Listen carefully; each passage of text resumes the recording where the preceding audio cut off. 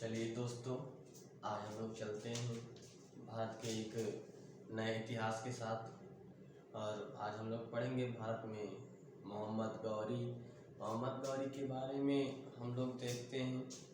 तो मोहम्मद गौरी जो था, महमूद गजनवी के बाद मध्यकालीन भारत में जिसका आक्रमण होता है वो मोहम्मद गौरी था।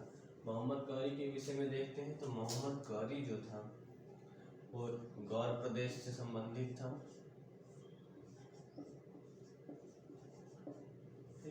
गौर प्रदेश जो था एक गजनी क्षेत्र में पड़ता है।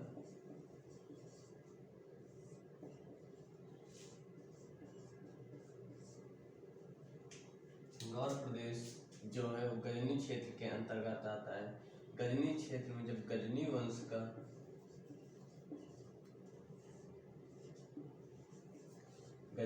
जब पतन होने लगता है तो वहां पर गौर प्रदेश में एक जनजाति, तुर्क नाम की जनजाति होती है। यही तुर्क नामक जनजाति इस्लाम कबूल कर लेती है और इस्लाम कबूल करने के बाद जब इसका पतन होने लगता है तो इसी तुर्क का एक व्यक्ति अलाउद्दीन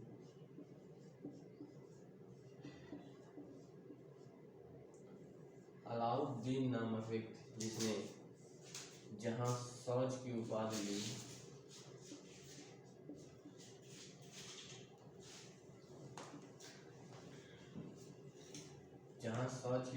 लेकर यहाँ पर इसी के नेतृत्व में इसका तुर्कों का प्रभुत्व स्थापित होता है। और इसके बाद जो आता है वो गयासुद्दीन आता है। इसके बाद इनका नेतृत्व गयासुद्दीन करता है। गयासुद्दीन के बाद मोइजुद्दीन आता है।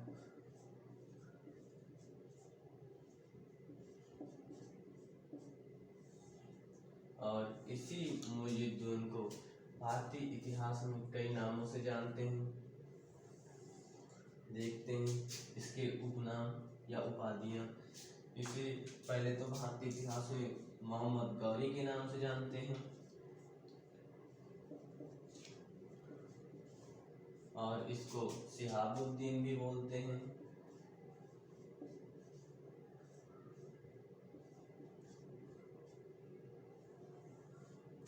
और तीसरा जो था इसको मोहम्मद बिन साम,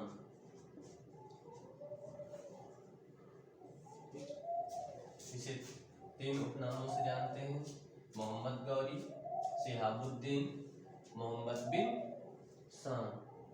जो गौर प्रदेश था, गौर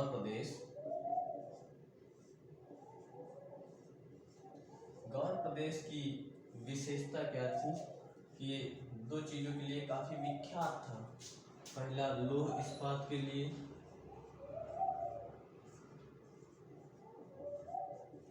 और दूसरा ये जो था उच्च नस्ल के घोड़ों के लिए।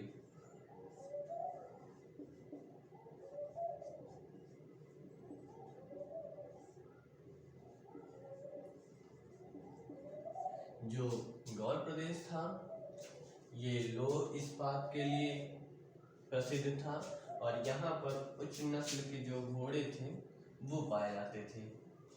ठीक, तो मोहम्मद गौरी से इतनी चीज हुई। मोहम्मद गौरी जब बैठता है और ये जब भारत पर आक्रमण करता है तो इसका भारत पर आक्रमण करने का जो मुख्य उद्देश्य था वो इस्लाम प्रसार था। और इसी के साथ साथ इसकी कुछ राजनैतिक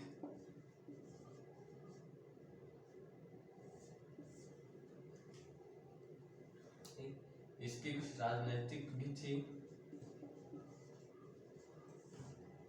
ये अपने राज्य का भी प्रसार करना चाहता था। और जब ये भारत पे आक्रमण करता है तो भारत के जिस रास्ते से आता है और जिस दर्रे से प्रवेश करता है उस दर्रे का नाम गौमल था। ये दर्रा अब पाकिस्तान और अफगानिस्तान के बीच में है।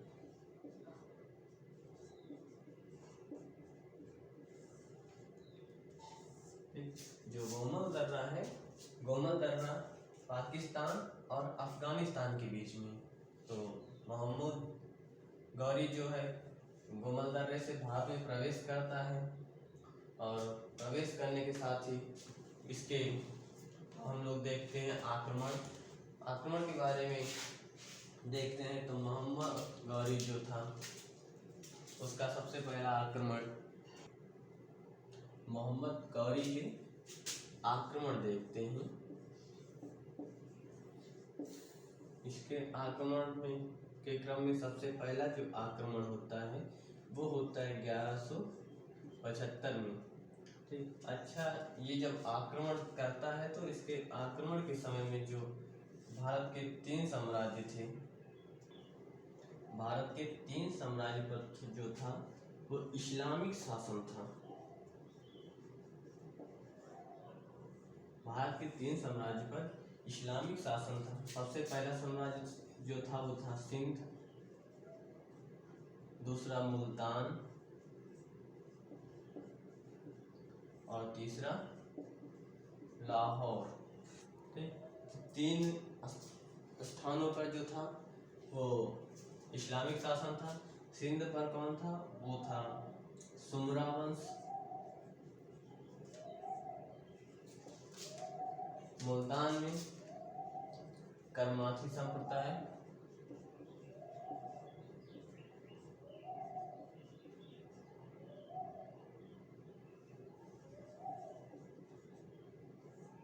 ठीक, और लाहौर में जो था वो खुसरो मलिक था।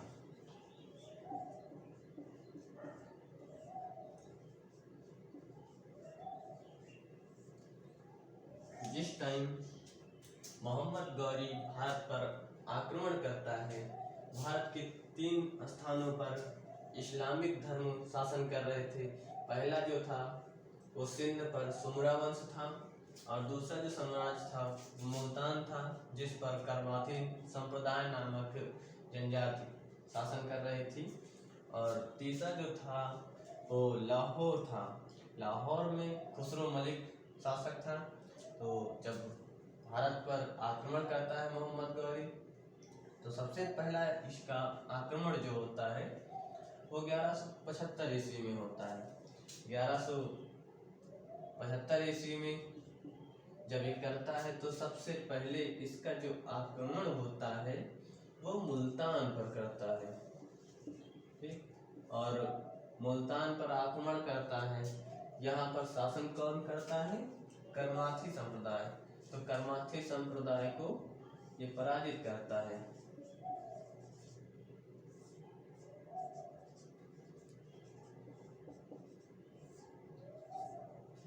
1175 में मुल्तान पर आक्रमण करता है और करमाथी नामक संप्रदाय को पराजित करता है।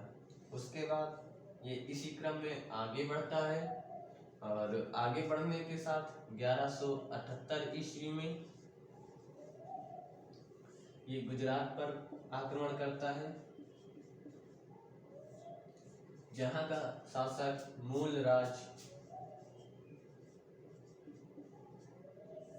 या भीमदुत्ती था।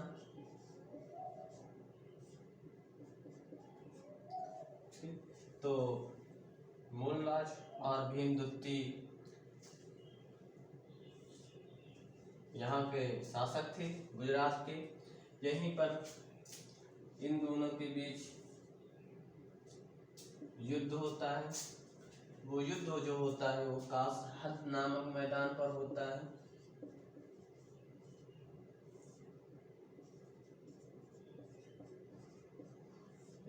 कासहद नामक मैदान पर होता है, जिसमें एक तरफ मोहम्मद गौरी और दूसरी तरफ भीमदुत्ती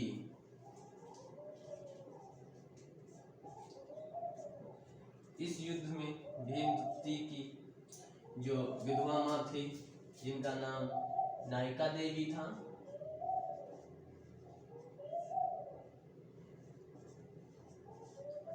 नायिका देवी इस युद्ध का नेतृत्व कर रही थी। और इसी क्रम में दोनों में युद्ध होता है जिसमें मोहम्मद गौरी की पराजय होती है, जिसमें मोहम्मद गौरी की पराजय होती है और भीमदत्ती विजयी होता है। तो इस प्रकार भारतीय इतिहास में मोहम्मद गौरी को पराजित करने वाला पहला जो भारतीय शासक था वो कौन था? वो भीमदत्ती था या फिर मूल राज था। इस प्रकार मोहम्मद गौरी को यहाँ से पराजय मिलती है और पराजित होने के बाद मोहम्मद गौरी पुनः रास्ता बदलता है और अगला जो आक्रमण करता है वो 1179 ईस्वी में वो करता है। पहले गुजरात पे आया था, अब इसके ऊपर वो चला जाता है पंजाब पर। ठीक, जब पंजाब पर आक्रमण करता है तो उस समय जो था यहाँ खुसरो मलिक था,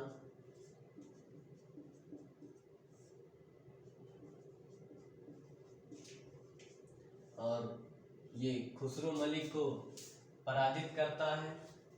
खुसरो मलिक को पराजित करने के बाद फिर इसका अगला अभियान होता है जो 1188 ईस्वी में होता है और ये अभियान इसका भटिंडा पे होता है। इतिहासकार बताते हैं कि जो 1188 ईस्वी में इसका आक्रमण भटिंडा पर होता है, यही आक्रमण आगे चल के तराइन के प्रथम युद्ध का कारण भी बनता है, क्योंकि भटिंडा काफी बड़ा क्षेत्र था जहाँ से कर अधिक प्राप्त होता था और यहाँ पर पृथ्वीराज चौहान भी जो है अपना प्रभुत्व स्थापित करना चाहता था। जब मोहम्मद गौरी इस पर आक्रमण करता है तो उसके बाद जो इसका अगला आक्रमण था वो आक्रमण होता है 1191 ईस्वी में और ये होता है तराइन के मैदान में। और तराइन के मैदान में होने के कारण इसे हम लोग तराइन का प्रथम युद्ध भी कहते हैं। तो तराइन का प्रथम युद्ध कब हुआ? 1191 ईस्वी में। और इस युद्ध में एक तरफ मोहम्मद गौरी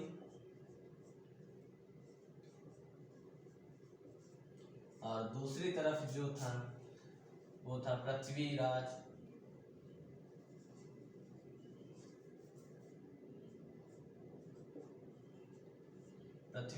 तृतीय या फिर पृथ्वीराज चौहान। ठीक, दोनों में युद्ध होता है।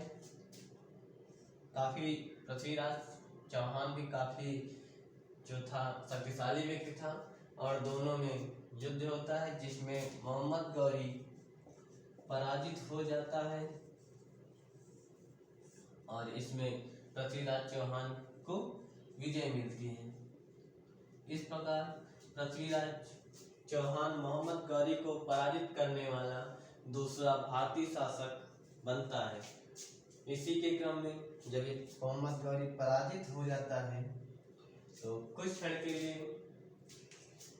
ये रुक भी जाता है और भटकते भटकते इसकी मुलाकात एक जयचंद नामक व्यक्ति से होती है।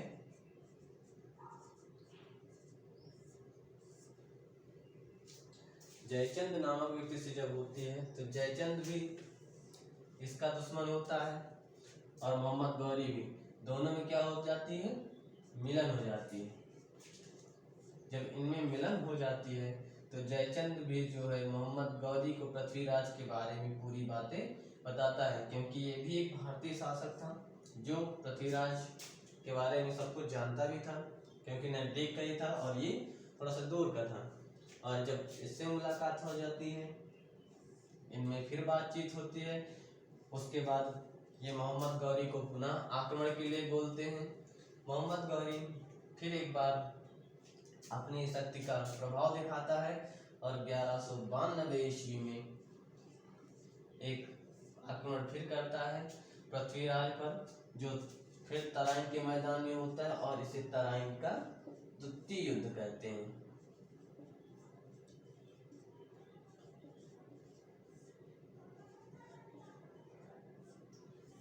इसे तराइन का द्वितीय युद्ध कहते हैं। इसमें भी एक तरफ मोहम्मद गौरी और दूसरी तरफ पृथ्वीराज, इसमें मोहम्मद गौरी को इस युद्ध में विजय की प्राप्ति हो जाती है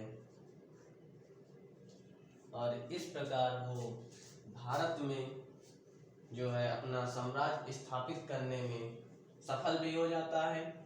और इसका अगला जो आक्रमण था वो था 1206 ईस्वी में। ये खोखरो नामक जनजाति के विरुद्ध करता है। ये जो है 1206 ईस्वी में इसका लास्ट आक्रमण होता है, जो खोखरो नामक जनजाति के ऊपर होता है। और इसके बाद ये पुनः वापस हो जाता है और फिर यहाँ भारत पर अपने जो इसके कोई पुत्र या पुत्रियां थी नहीं, जब इसकी पुत्र और पुत्रियां मोहम्मद गौरी की थी नहीं, तो इसके जो दास थे, ठीक, दास, ये दासों को अपने पुत्र के समान मानता था और पुत्र के समान मानने के कारण ही ये जिन भारतीय राज्यों को जीतता था, विजित करता था, उनको जो है इन्हीं को शासन करने के लिए दे देता था। और इस प्रकार उसने अपने कुछ दासों को भार में बैठा दिया। तो इसी क्रम में आगे चल के भारत में इस्लाम जो था, तुर्कों का शासन भी होता है। तो मोहम्मद गौरी से हमें इतने पॉइंट देखने को मिले। इसका जो प्रमुख उद्देश्य था वो था इस्लाम का प्रसार और राजनीतिक स्तर भी इसका था।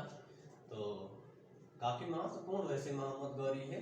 इसके बाद जब हम लोग आगे का देखेंगे वीडियो तो काफी समझ में आएगा मोहम्मद गौरी से।